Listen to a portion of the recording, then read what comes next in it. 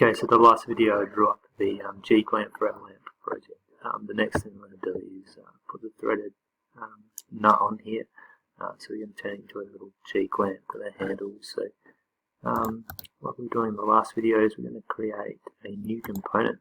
Now we could draw a nut for this, but I'm going to show you a much easier way to do it. So we're using an 8mm thread, so an M8. That's handy to know before we do this. So I'm going to go to Insert, Insert Mastercard Component. From here we go to Nut. It's a really easy way of doing it. Thread size, we're going to put in M8 here. It's just a standard nut size for an 8mm thread. And select nut. You can select any of these, so the pitch is 1.25. Don't really need to know too much about that. Product detail. Once we get to product detail, we'll scroll down the end, so we've got a fair few details here of what size it is, and we're going to go to the 3D step file. And click Save. It will bring it into the current component that you've got activated. So super simple to get those kind of components in. I'm not going to put it straight down on the hole with this. Remember, this is kind of like a free move when it gets dropped in. The arrows just help us move into position, but once we go to the join feature, capture position, we can select the center of this hole here just by any of the circles and any of these circles here. Now that's brought it up central, and click OK, and we have got our piece sorted.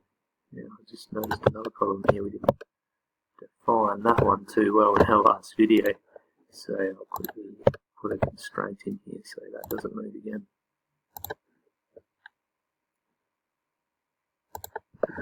That looks better. Check that it doesn't move. We've got one more to do by the looks of it.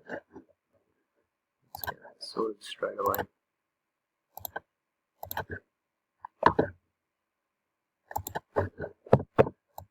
And we're going to ground one of our components, so doesn't matter which one you do, once they're all connected together, that'll sit together a little bit better. So we've got our nut on, which provides us the thread. The last thing to do would be to put the bolt in that we need to join this together. I haven't looked at this yet, but we should be able to go to that Mastercard component list again. Looks like we've got screw-on bolts here. Let's have a look. Let's use a hex head screw. Get a fairly long one. We want an M8 again, so M8. That's our thread size. Let's try this one. Remember the pitch was 1.1. Oh, sorry, 1.25 on the last one. I think I might have selected Imperial 1.8. There it is, 1.1. There it is. The other thing to look for is the length. I think you can change the length once it goes into your component anyway. Diameter,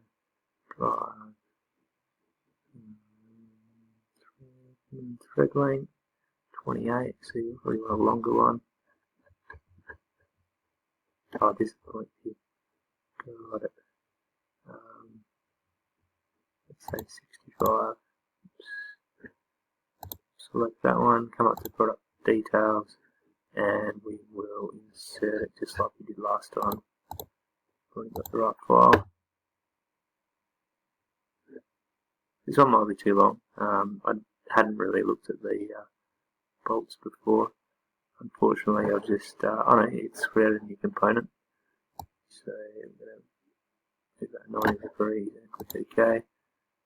And that's going to be constrained in same as the last one. So the capture position, we are going to make this one motion revolute, and we should be able to click select where it's going first.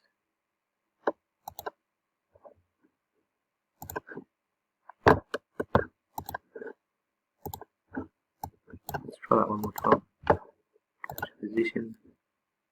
We would like to know where it is getting joined to start with, I think. So we'll do that, and now we'll change it to revolute, and you can see it's turning in that.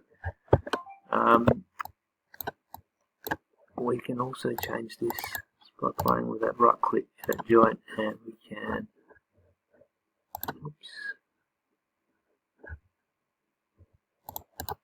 joint. We should be able to move it up and down. That would be our maximum thread. So that's our little clamp. We could add a little end cap to this by modifying that component too. So if you want to come in here and change it around, create a sketch on that surface. And if you wanted to put a little end cap on here, you're welcome to have a bit of a play with that. But otherwise, you don't need to do this.